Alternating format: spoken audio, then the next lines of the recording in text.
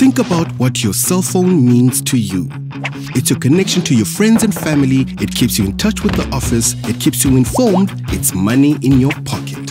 How does that little thing do so much? Let's take a quick look. Somewhere near you right now is a base station that knows exactly where your phone is. We call the area covered by the base station a cell. That's why it's a cell phone. The bars on your phone show how strong the radio link is between you and your base station.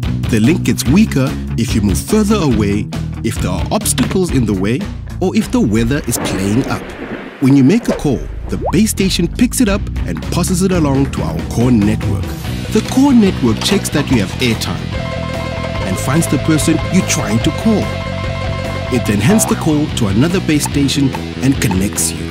Your base station even knows when you're moving out of range and hands you over to the next station along, usually without you even noticing. But it's not just your call the core network is dealing with. It handles millions of calls a day. At Vodacom, we work hard to keep you connected.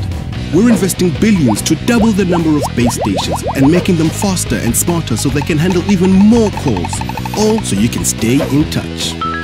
Let us know how we're doing. Give us a call, mail, tweet, or post. Power to you. Vodacom.